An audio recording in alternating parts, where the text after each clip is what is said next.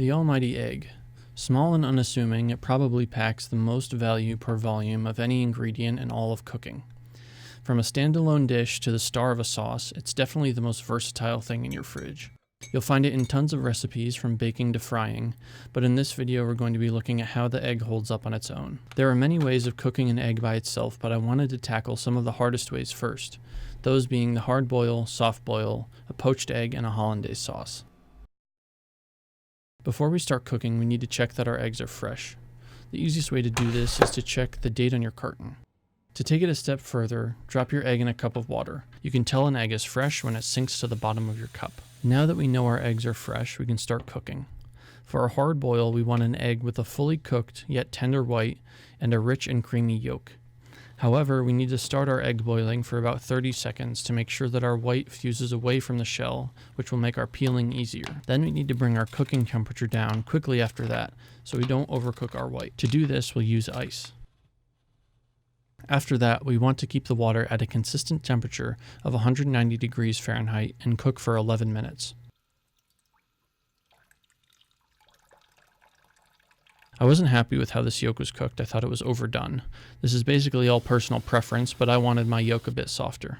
I cracked one of my eggs when dropping them in the water last time, so I recommend using tongs to lower them into the pot. To make sure your water is exactly on temperature, use a probe thermometer and don't be afraid to take it off the heat. I probably should have let these boil longer since the whites stuck to the shells, but the yolks turned out great, with a creamy texture and lots of color. I like eating mine with freshly ground salt and pepper.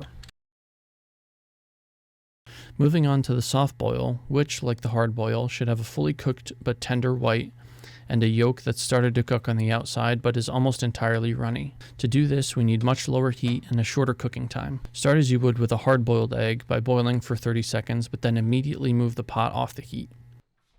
Let the egg sit in that hot but not boiling water for 6 to 7 minutes. I made some toast to soak up some of the runny yolk. I overcooked this first batch a bit, so I did it one more time and it came out well.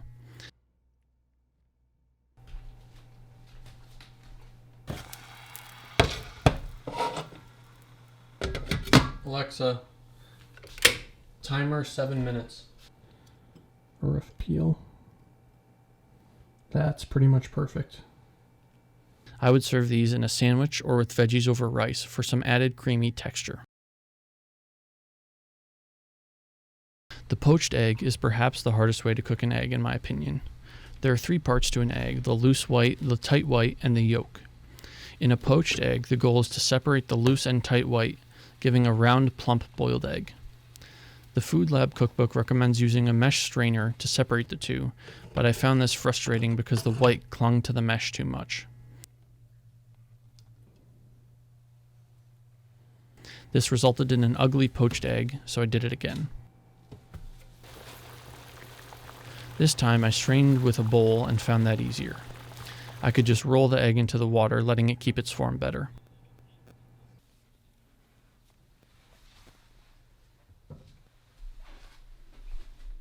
I found it hard to get rid of the loose white entirely, and you can see there's some left in the water here. I also ate this egg over toast.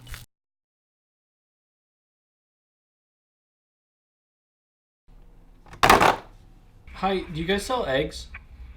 Yes. Okay, great, thank you. My grand plan was to make a hollandaise to serve over my perfect poached egg, but trying to do both at the same time failed miserably.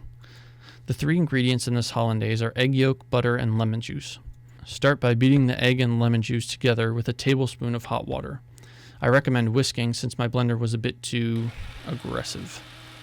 Melt your 2 sticks of butter until it reaches 190 degrees Fahrenheit. By then, the fat will have separated from the water in the butter, clarifying it. Move the yolk-lemon mixture to a saucepan and slowly whisk the butter and the mixture together.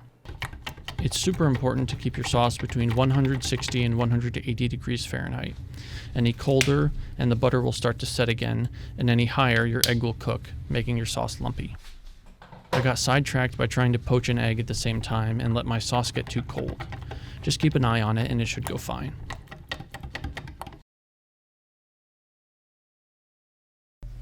By the end of figuring out how to cook all these eggs in all these ways, I'd learned the value of trial and error.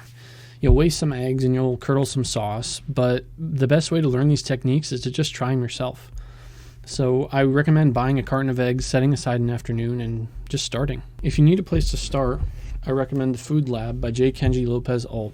I use the recipes in this book to make a lot of the eggs that you're looking at in this video, and for the most part, it's helped me learn the fundamentals of cooking at home. It has a lot of great science-based information in it, and it's really good for people looking to learn the fundamental skills of cooking.